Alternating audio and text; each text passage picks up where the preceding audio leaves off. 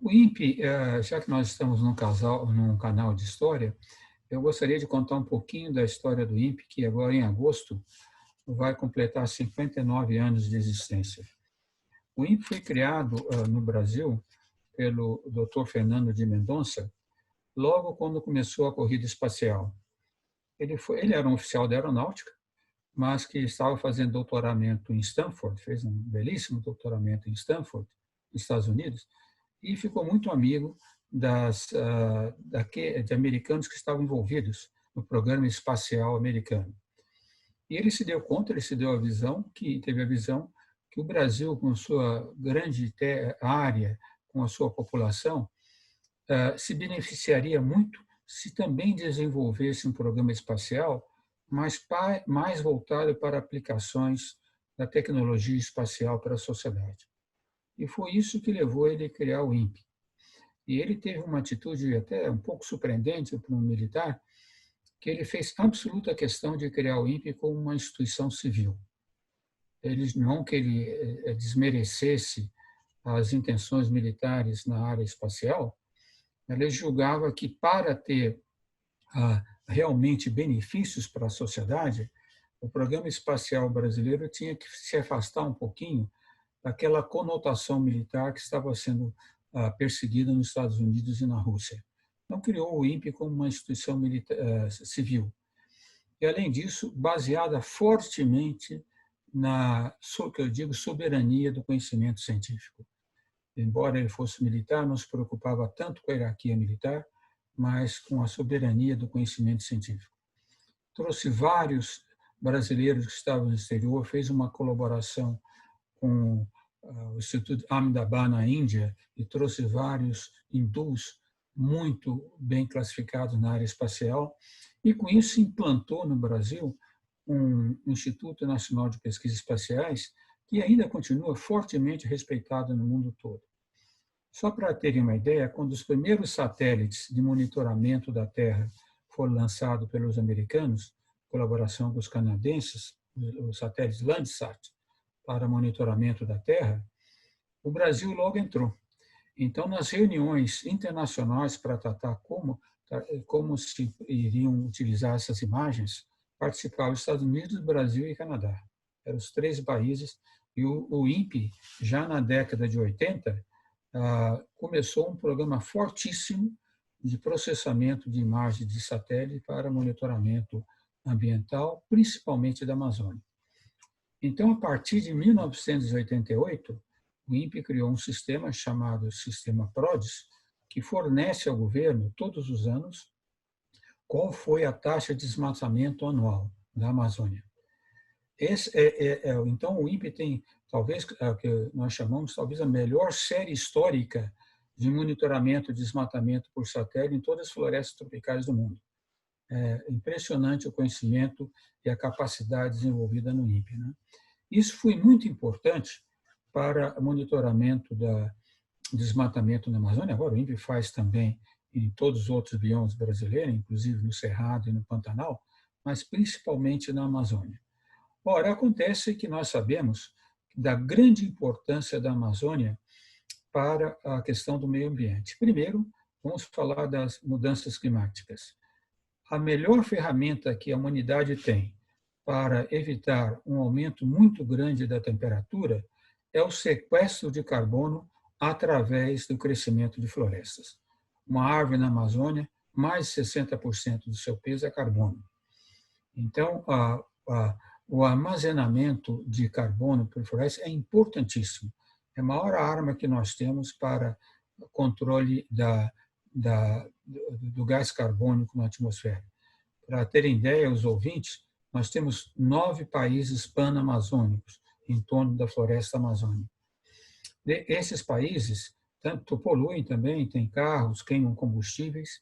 Mesmo assim, o que eles preservam com o armazenamento de carbono pela floresta amazônica é muito superior ao que eles emitem de gás carbônico. Então, esse é um fator extremamente importante.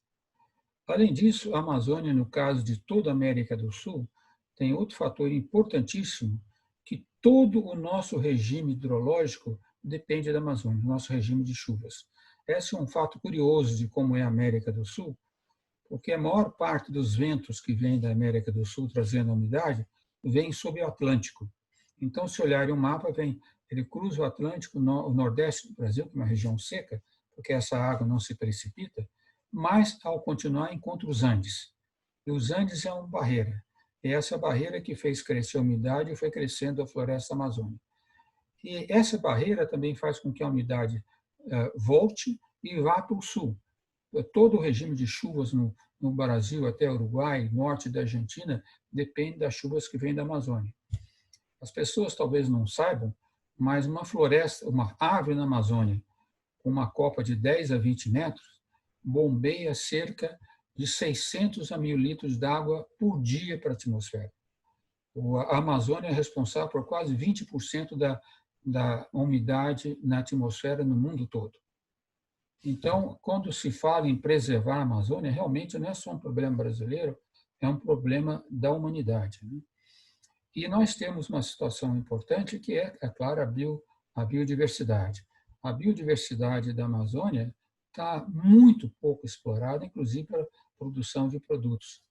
Eu tive uma agradável surpresa em novembro, foi a última vez que eu fui ao Amazonas, a Manaus, com a televisão holandesa, e fizemos uma viagem para o norte de Manaus. E estava me contando, fomos ver uma floresta desmatada lá, mas estava me contando uma professora da Universidade Federal do Amazonas, que ela é uma especialista em fungos. Ela trabalha muito com os Yanomami, na reserva Yanomami. E as mulheres Yanomami produzem muitos cestas de vime para venda, vende muito na Europa. E elas passaram a usar um fio preto para ajudar a traçar essas cestas, muito resistentes, extremamente resistentes. E os franceses, que são os principais fregueses deles, deixaram de comprar esses cestos, argumentando que os Yanomami estavam usando agora material sintético, plástico, para fazer esse cesto. Então, os Yanomami entraram em contato com essa professora e falaram: olha, não é esse produto que nós tiramos da floresta. Ela nunca tinha visto, foi com eles, na região que tiraram. É uma nova espécie de fungo, desconhecida, com tremendas aplicações práticas, que deu nome a nova espécie de fungo, que foi publicado um livro. Isso para ver a grande preocupação que nós temos em manter a Amazônia. Todo o desmatamento que ocorre na Amazônia agora, principalmente aqueles que é feito em terras públicas, que é feito principalmente para grilagem de terra, né? Eles desmatam, põem o gado para tomar posse. Toda essa criação de gado que eles fazem nessa região, depois, mantém algum tempo, depois talvez não mantém,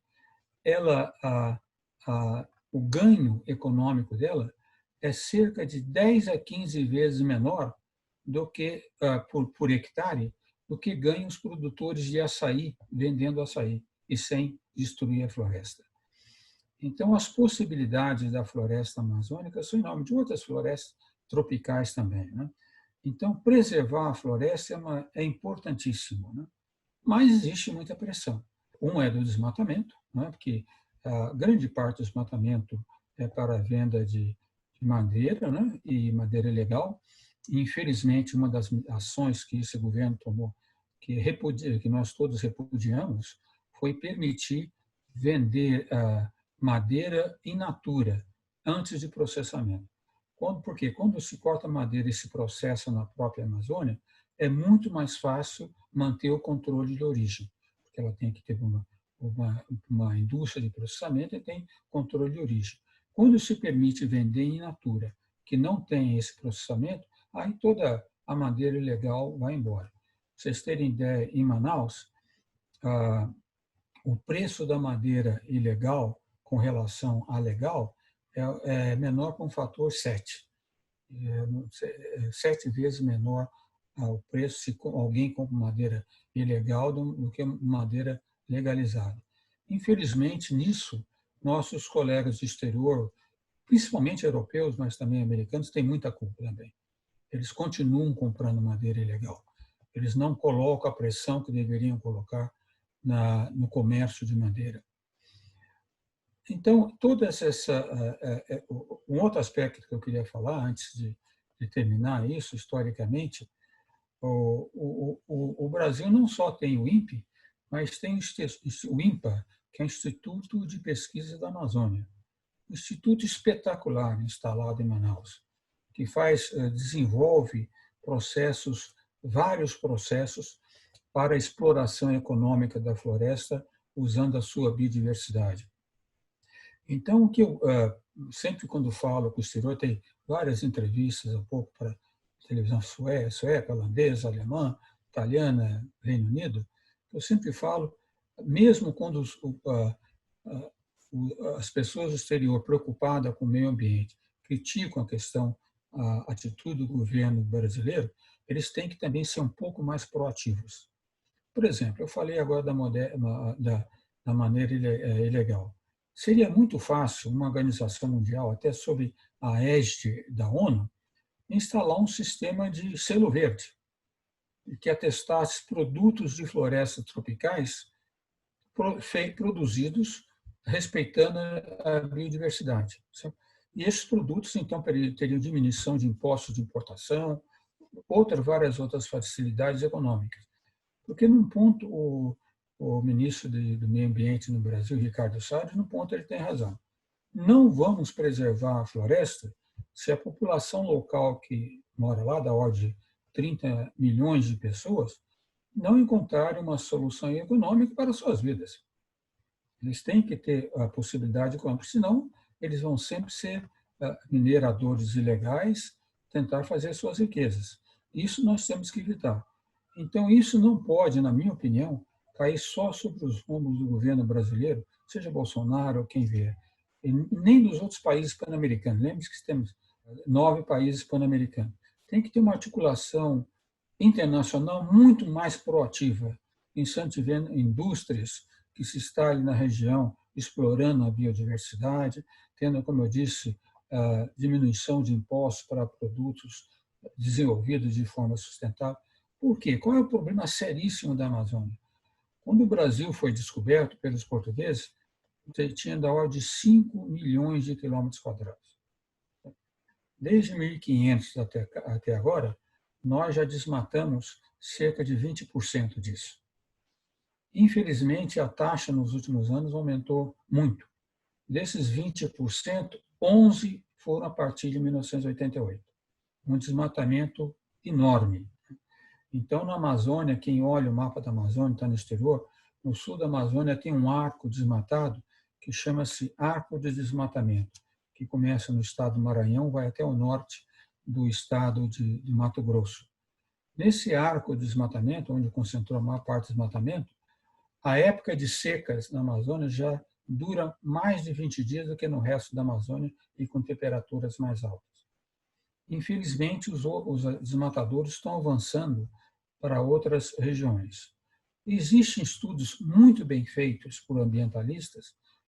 Um dos estudos publicado na revista Science, pelo professor Carlos Nobre, do INPE, e o professor Lovelace, dos Estados Unidos, e outros também estudos de ambientalistas, mostrando que se a Amazônia toda, não só a brasileira, mas a Amazônia toda, for desmatada mais do que um número da ordem de 30%, aí depende do modelo, se é 25%, 40%, mas da ordem de 30%, vamos colocar assim, a tendência da Amazônia para evoluir, para destruir totalmente a floresta e se tornar como um cerrado brasileiro, é irreversível.